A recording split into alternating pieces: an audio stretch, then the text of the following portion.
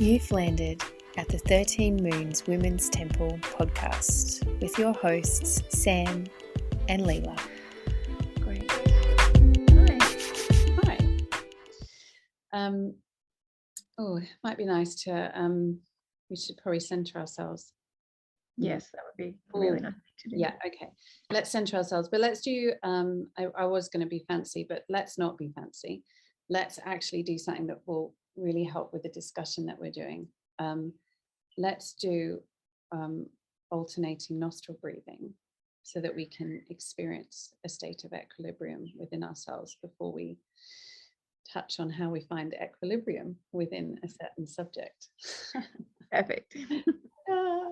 Okay, so it doesn't matter how you want to block your nostrils. It's really just what's more comfortable. I always like to block at the bottom because it just seems less harsh than trapping off the nostril. And you can rest your fingers wherever. I just tend to move or use my ring finger for one nostril and my thumb for the other. Just do whatever you're used to doing in your personal practice. And all we're going to do is we'll just take a breath through both nostrils and exhale through both nostrils. And then let's block the right nostril and inhale through the left nostril.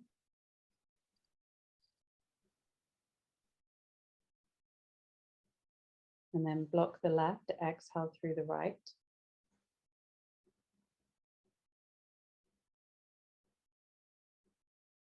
Inhale through the right.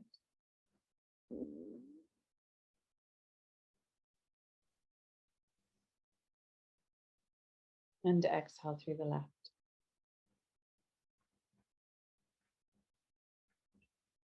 And just continue inhaling through the left.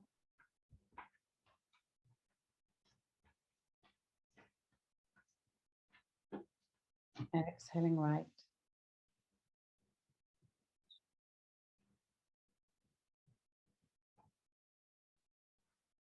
Inhaling right.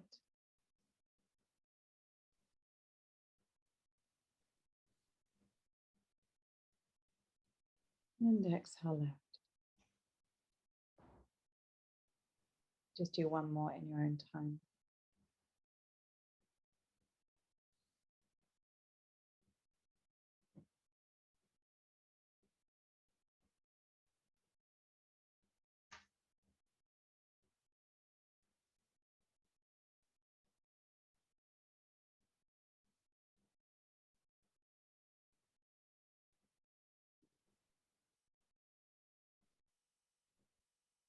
When you finish that exhale through the left nostril, just relax the hands and inhale deeply through both nostrils.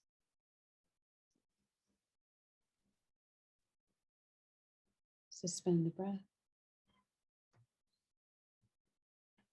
Exhale fully, both nostrils. Inhale deeply, both nostrils. Exhale the breath all the way out.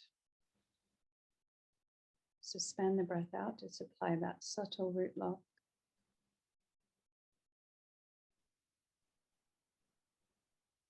Gently inhale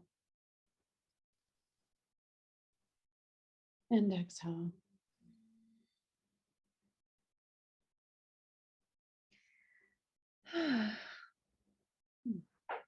Perfect.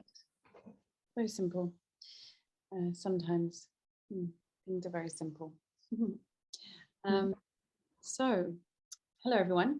We're coming on today on like a sort of a separate podcast to our current regular Moon Diary podcast to give you a quick update on our own, I would say personal, as if Leela and I are one person, but like personal 13 moons astrological journey. And my first thing that I want to say, and this is what we would like to say, is that it's like the heavens want to speak. Interesting. The first thing that we want to say is neither of us are astrologers. And we don't pertain to be astrologers. We do study with astrologers, and we love astrology, and we have been studying it and practicing it for a very long time, but neither of us want to present in a way that makes you think that we are astrologers. And that's really important, because we also need you to know that when we share astrology with you, we are sharing knowledge that we've either gained from our own intuitive perception of what is occurring, or it's because we've followed someone, and we normally state who it is that we are quoting, or who has inspired us. That's very important to us, and the way that we practice everything that we do. And why that's important is sometimes we get things wrong, and that's good, because that means that we can remain humble and apologize when we do get things wrong. And of course, it's very human when you're learning to make mistakes or to change your mind. And we just want to be very clear that we're just humans trying to do the best we can to support you and support ourselves. And that's really our main aim. And so the reason I'm saying that is because what we want to talk to you about today is astrology. So having said all that, we're now going to talk to you about astrology. But it's very much about the tradition of astrology, and the astrology that we have been following and have been sharing with you from the moon's point of view. Yeah. Can I just jump in and say something there before we sort of go into the into the realms of astrology? I think it's also important to note that we teach seasons and cycles, and we teach and we very much follow the cycles and the seasons of the earth, and the cycle and seasons of the moon, and the and the great kind of cosmic cycles as well. And in and amongst that is the practice of astrology as it relates to the zodiac. And sometimes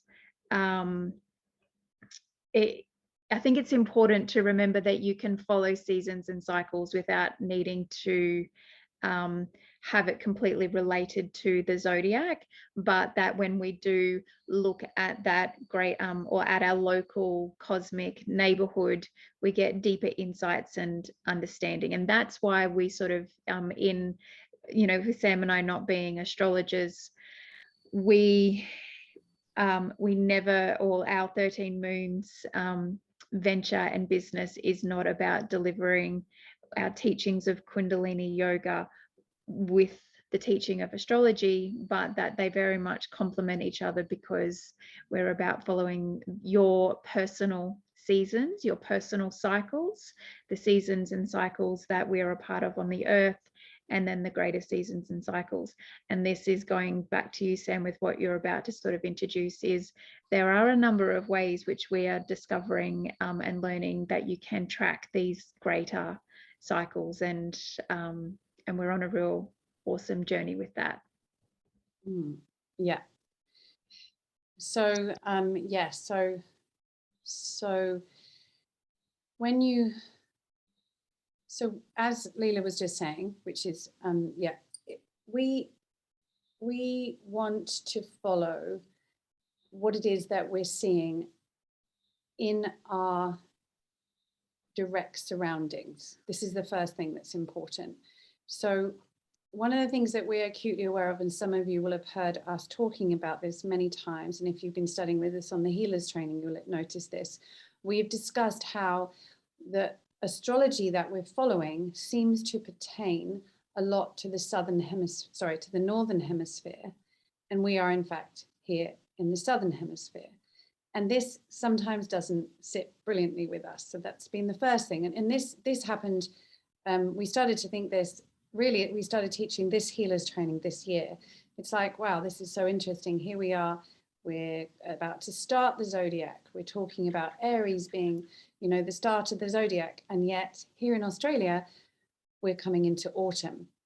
It's back to front. And that is because it has been taken from this northern hemisphere concept or map, and it's just been brought here to Australia, and we're just running with it as it is. And so we have been working with you to show you that obviously, for example, even though we're about to come up to Halloween, and that's very apparent in Kmart and Target, we are in fact, which is the celebration of Samhain. We are not there in Australia. We're actually coming into Beltane.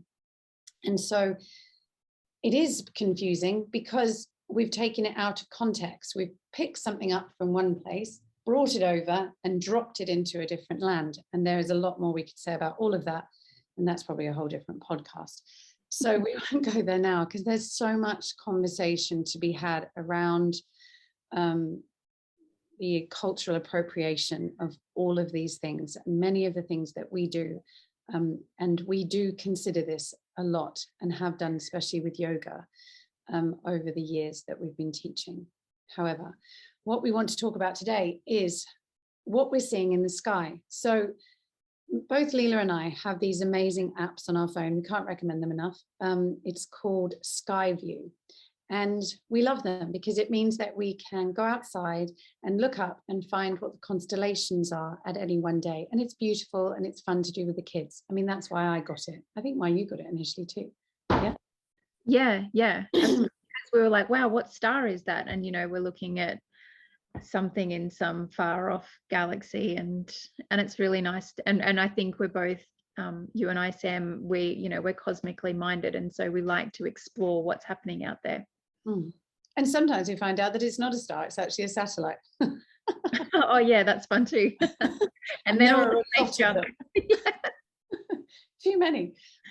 Anyway, so what we've started to notice is on the nights that we're telling you it's a new moon in so I don't know, let's say, so for example, where we're at now, we were going to come on last night and say to you, it's a new moon in Scorpio.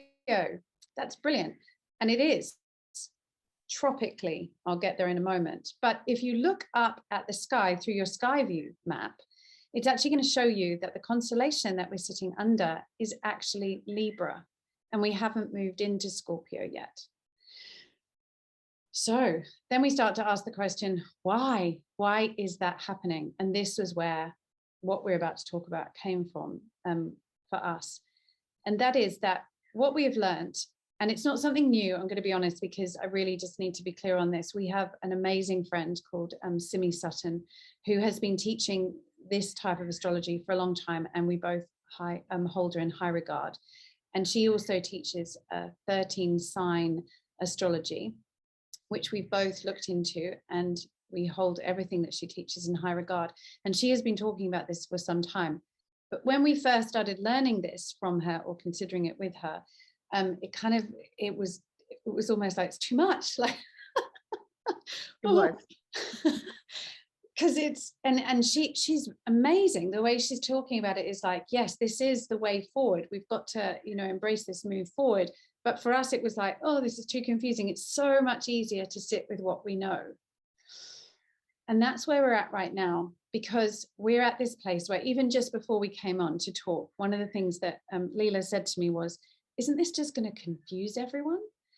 And I said, maybe, but at the same time, it doesn't seem right for us to sit and not share where it is that we're at, because that too would just mean that we're just going to put blinkers on and just continue to share what we think we should share because that's what we think you want to hear.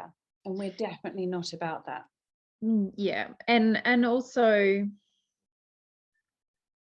what we're talking about is popular astrology, and the astrology that 99% of you follow without even realizing is one method of astrology, but it's not the only one.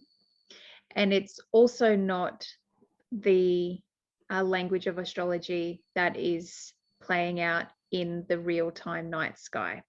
And that in itself is a massive paradigm shift.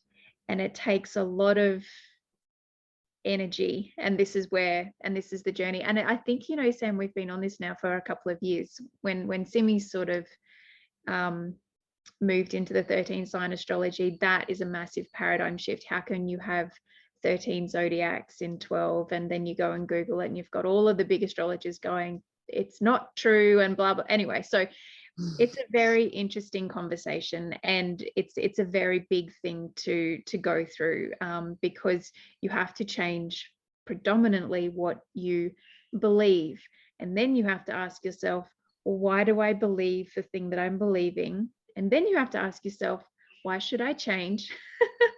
And then it all starts to unravel, and it's a wonderful yogic, I was going to say yogic, wonderful yogic experience to allow yourself to go into that which you take as truth. Are you just taking that for granted? Where has the information come from? We talk about this so much, discernment. It's just discernment. And this is one of the things that I think is probably my biggest thing. Like, why do you believe what you believe? Why? Who told you that? And is it true? Yes. And the answer to that question doesn't even matter.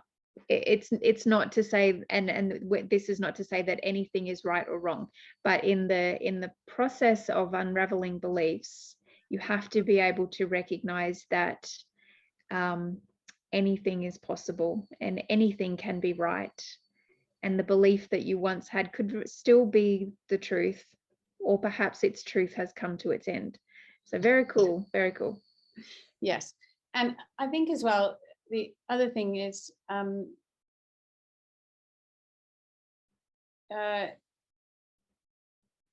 we can also happily live without any of it. So none of it actually even matters in the bigger picture of things. If we didn't actually know, it would be fine too. So this is also incredibly, we're quite fortunate to be able to even sit and have these conversations and be considering it. So that in itself is quite powerful. Now, to get back to what we actually want to explain today, and then we can go into this in a big conversation at another point and answer any questions. What we want to explain is that what we have been following when we've been teaching the moon diaries and on our healers training has been from the tropical zodiac. And I'm going to explain that in a moment. And what we're talking to you about when we say there is currently a different constellation in the sky than the tropical astrology says, that there is called Sidereal Astrology, or it could be Vedic Sidereal Astrology. Why that's interesting is Vedic astrology is actually from India, and so can be seen as being more aligned with the yogic tradition anyway. There are different forms of sidereal astrology. Vedic sidereal astrology is just one path. That also is quite important to note. Now, this is where it gets a little bit technical. So what we're going to do is we're going to use a couple of things that we have found to help explain the difference between these, and then we'll talk about it a bit more. So I'll go first with a quite simple explanation, and then Leela's going to sort of explain the maths. Great. And I just want to note, this is not my words. So we'll share where we got this information from in the podcast notes after. But actually, this is an article written by someone called Ian Michael Ferguson. And so it's basically about the difference between sidereal and tropical zodiacs. There are many, many articles. I'm not saying that this is the best one. And actually, there's another one by a really good, or some other words by a really good woman that we've been following from Rama called Cody Channel. And she actually has given us has given us quite a bit of courage to just sort of go, yes, we can do this and we can do what we're planning to do, because she's doing it. And it's confusing, but it makes sense too. I think that's the best way of explaining it, really. So basically what this guy is saying is, if, like me, you live in the Western world and know anything about astrology, it may be that you consider yourself to be whatever star sign you are. So that might be, in my case, I'm a Cancer. or one of the other 11 signs. But what does it mean exactly? Well, that's our sun signs, first of all, to be clear. And this is the constellation that the sun was residing in on the day that you were born. So that's what that is. However, there have been a number of people who have been told that, or have started saying that astrology is wrong, because what they're finding is that they're told that they're in Aries, but actually on the day that they're born, if like us, they got their sky view out and looked up into the sky, they're seeing that, so if they were in Aries, they'd be seeing that the constellation was actually in Pisces. So therefore people are saying, how can that be? So the reason for this is due to what's called the tropical zodiac. This is where it gets good. The tropical zodiac, the zodiac most Western astrologers use, is based on where the sun was stationed on each calendar day 2,000 plus years ago. This was when astrology moved from India into the West via moving through the Zoroastrian Persia. I'm probably saying that wrong and I apologize.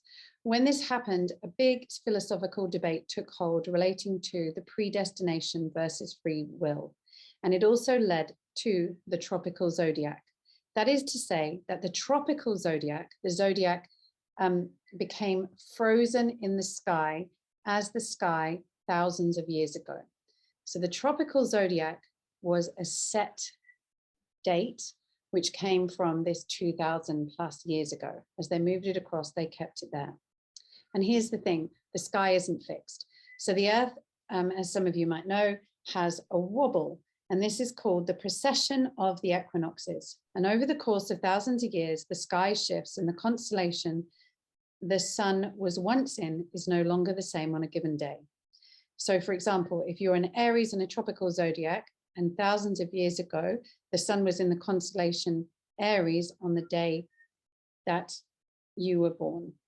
However, due to the wobble of the Earth, the sun is now actually in the constellation of Pisces on the day that you are born. So this makes you a Pisces according to the sidereal zodiac. So the sidereal zodiac actually tracks the wobble of the Earth via the precession of the equinoxes. Now, so what's really important is that to know that incredibly, the genius rishis, who were enlightened sages of the Vedic India, had a mathematical system in place that somehow accounted for the precession of the equinoxes. This is even more amazing when we understand that the only way that it's possible is either 3,000 plus years of very precise astronomical observations and mathematical modeling, or someone being able to observe the wobble of the Earth via a satellite. This means that Jyotish, or Vedic sidereal astrology, must be vastly older than the 2,500-year-old date when it was formally recorded in ancient India.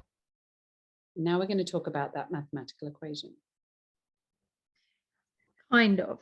So not quite the same as the Jyotish. No, it won't be anywhere near as sophisticated as what the rishis would explain it. But in very simple terms, when you have the sun and then you have the Earth, and the Earth rotates around the sun, it gradually shifts about 1 degree.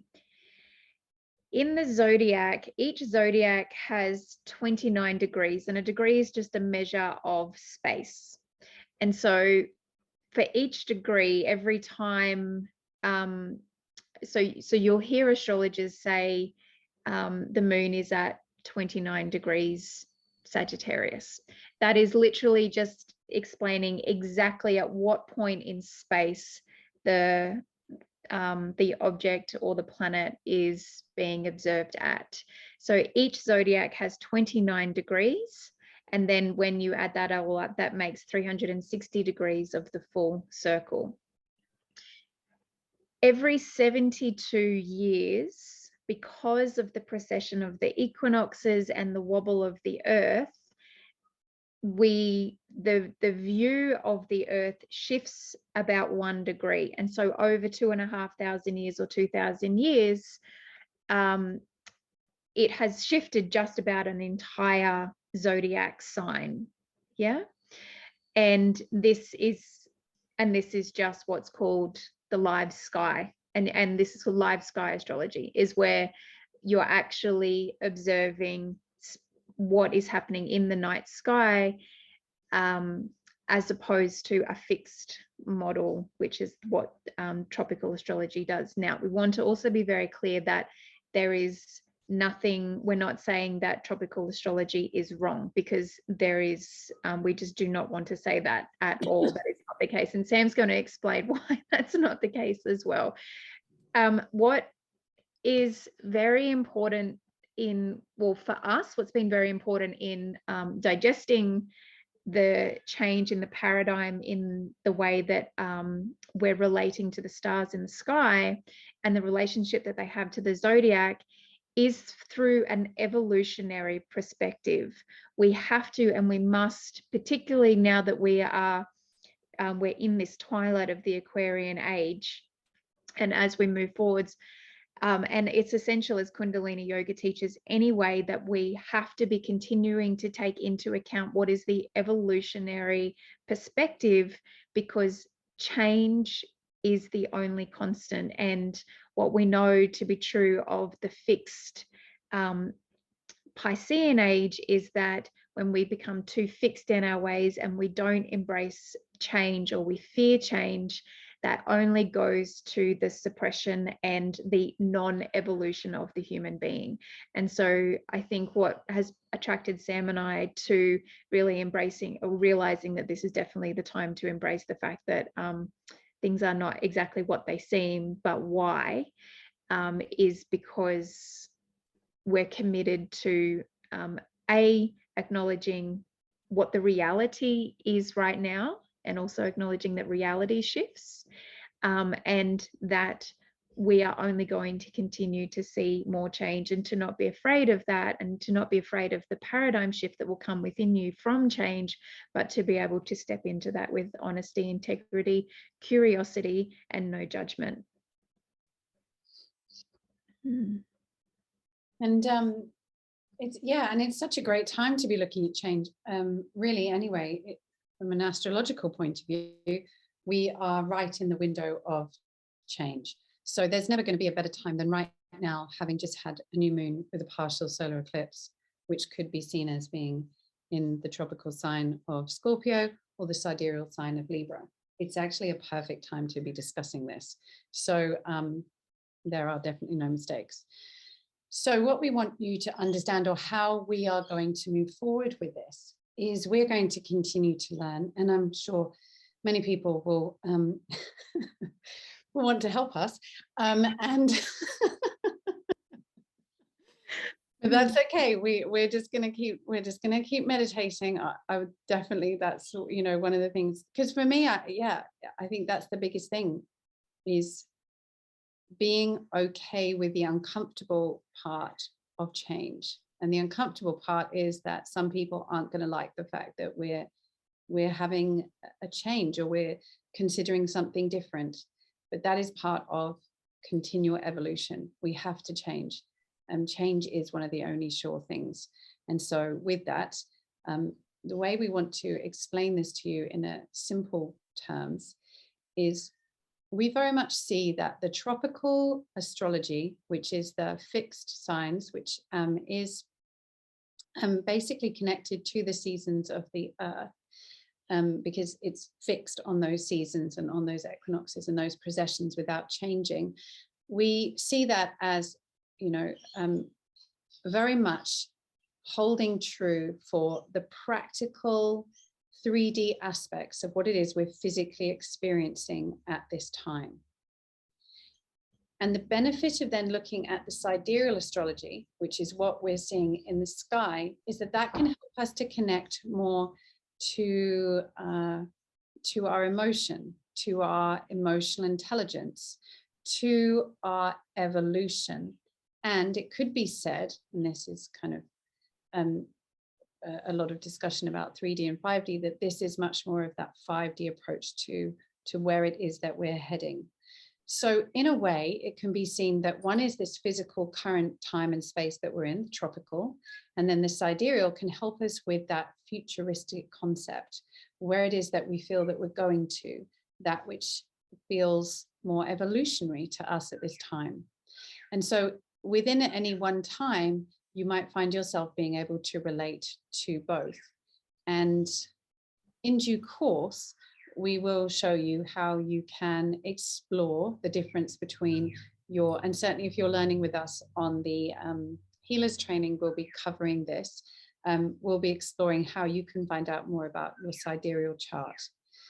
Now, we haven't decided or discussed before this call whether we're going to do the 13 signs sidereal, because that's just a whole new thing and we haven't fully embraced and understood that.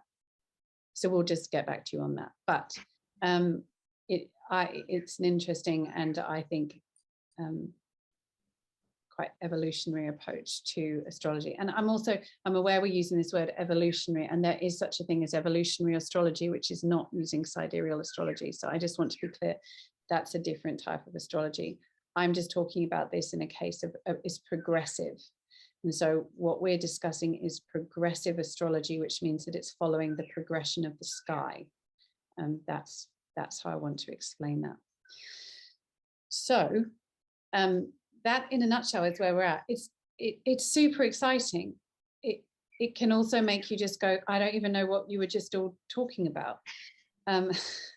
It's going to make you Google. And that's okay, because that's what we do in this day and age. And everything is there, right there at your fingertips. This is why we are so able to explore so many different avenues at this time. We're in the Aquarian age. Nothing is secret. Everything is there right in front of us on our computers. So we can be experts in all fields. The truth is, what we actually want to do is come back inside, come back to what's occurring outside in nature around us and reset our systems with that. That means that in order to do that, we want to be looking up to the sky and seeing what is actually there when we're talking about the moon and the sun and the stars.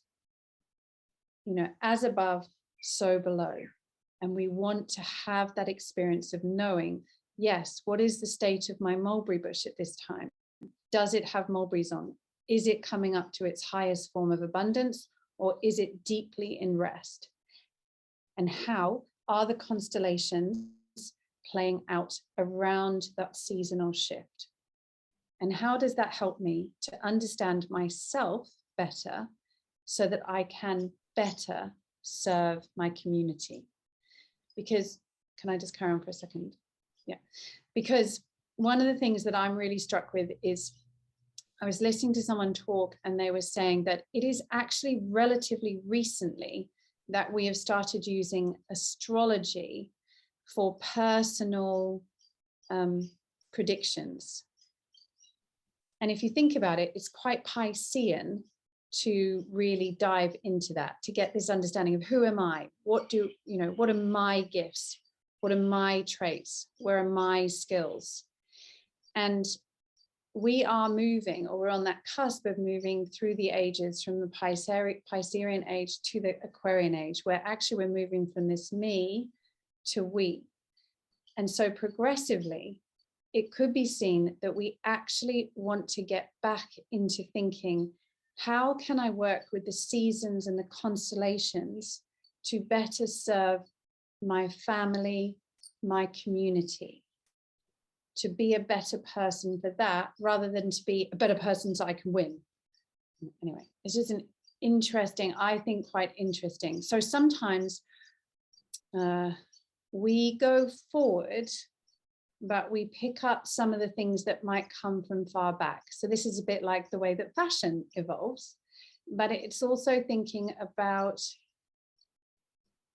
our hearts, the hearts that we have inside of ourselves, have existed through the generations that have come before us. And so in that, those energies are still there.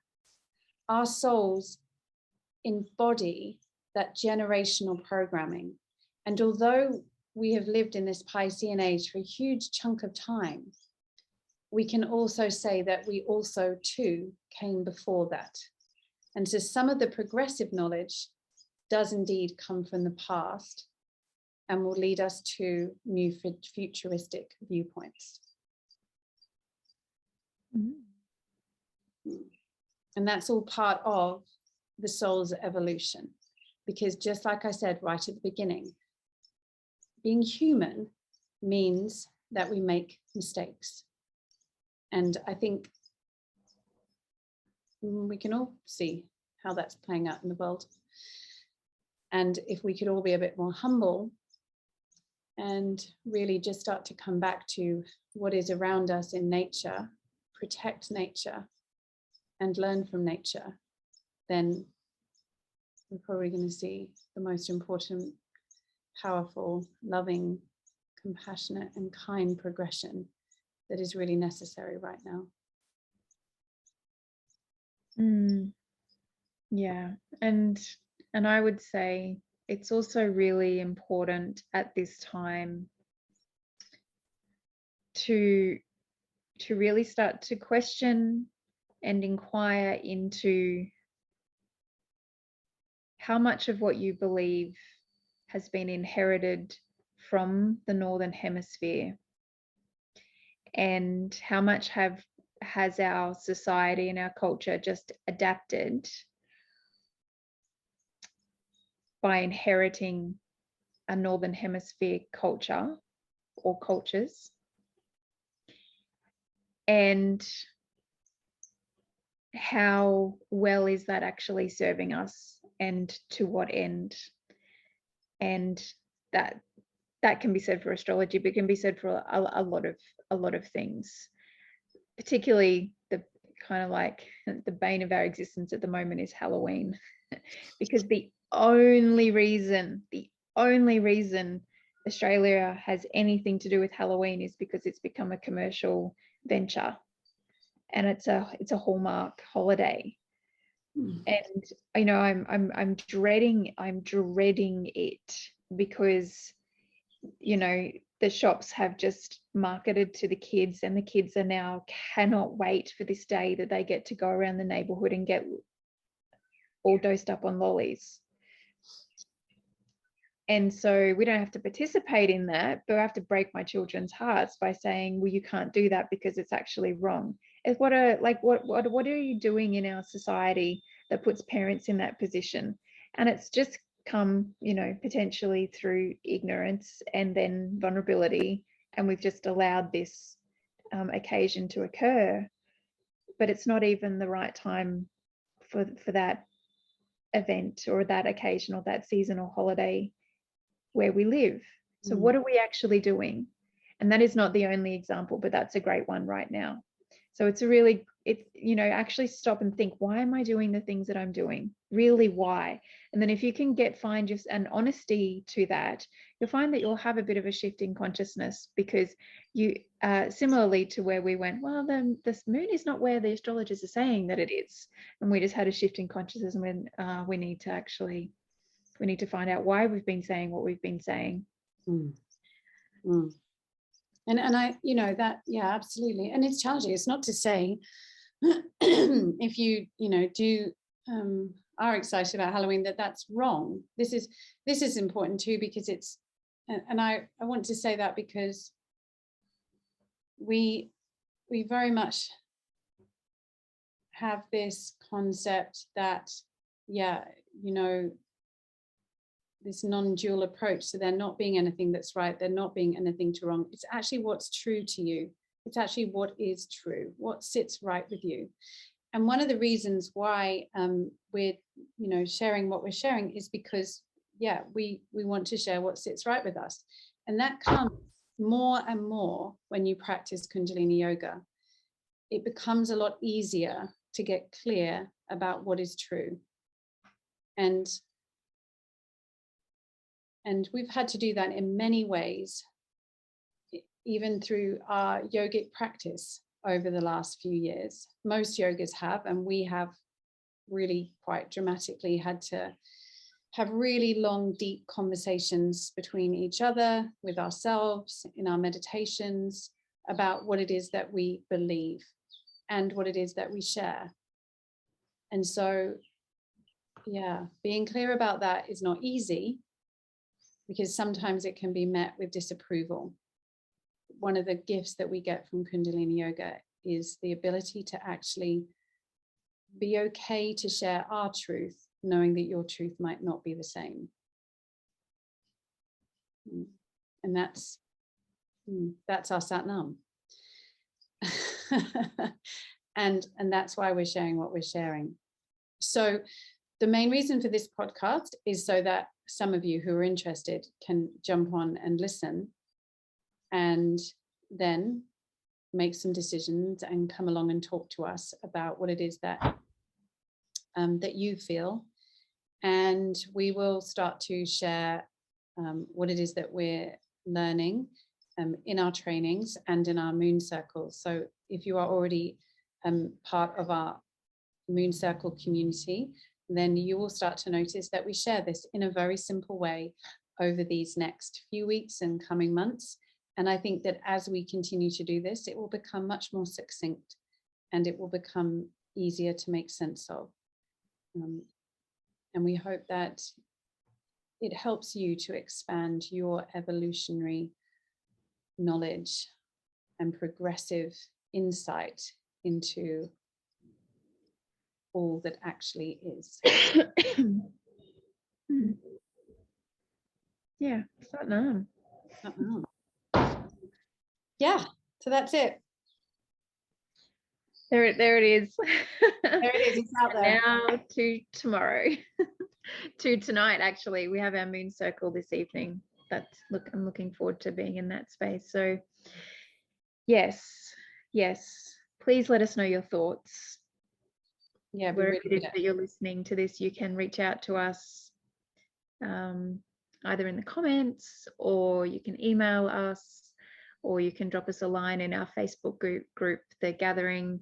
If anything that we've said, if you're new to Sam and I, and this is the first time that you're hearing us talk, please come and find other ways you can connect with us if you like what we've said. If you don't like what we've said, then let us know, because that's interesting too.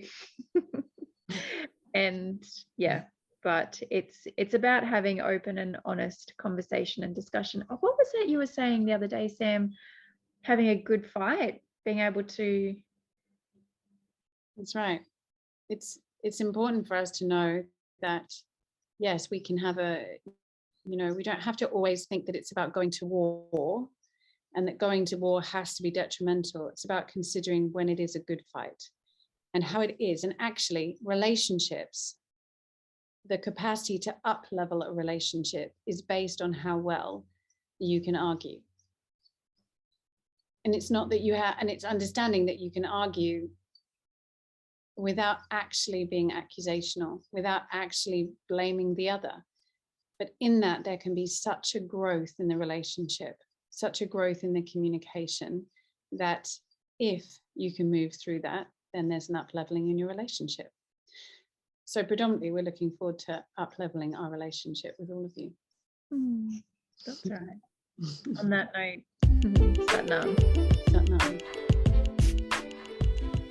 Thank you for taking the time to be with us on this podcast episode.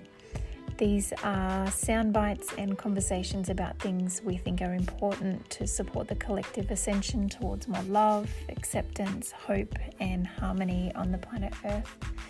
Together, we can continue to support each other through conversations that need to be held. If you've enjoyed this episode, please do share it with your people. We would love it if you subscribe to our channel and even rate the podcast if you feel called to. You can also find us and follow us on Instagram, Facebook, YouTube, and Spotify just by searching the 13 Moons Women's Temple.